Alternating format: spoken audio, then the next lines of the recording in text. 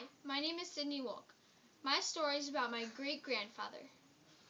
In 1920, my great-grandfather, I'm going to call him Gigi for short, whose name was Sidney Asen, lived with his mom, dad, sister, and brother.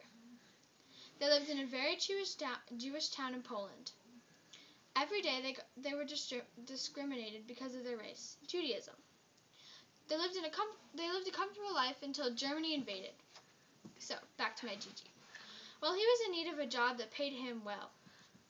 One day, when he was about 17, he asked his parents if he can go find a better job in the U.S., and they said yes, but they warned him, trust no one except for family.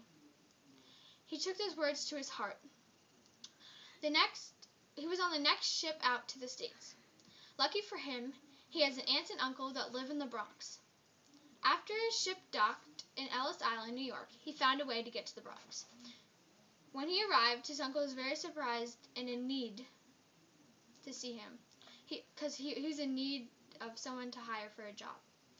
He offered him the job right away as a carpenter, and it was a good salary too.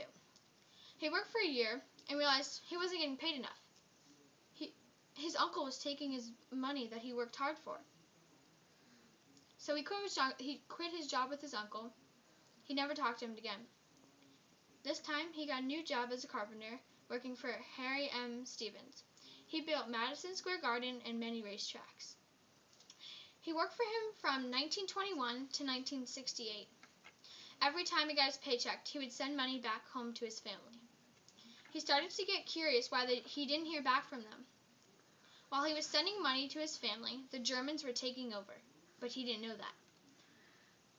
Then, one day, he heard that his family was forced into a temple and were burned alive. Years after, his family died. One night, he went to a dance in Harlem, New York. It's in the Bronx.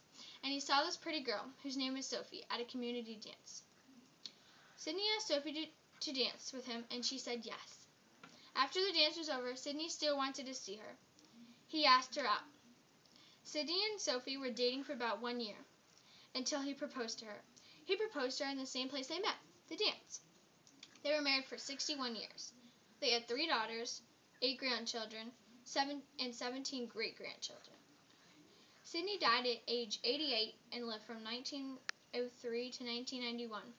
Sophie died at age 86 and lived from 1906 to 1996. Here's a picture of them.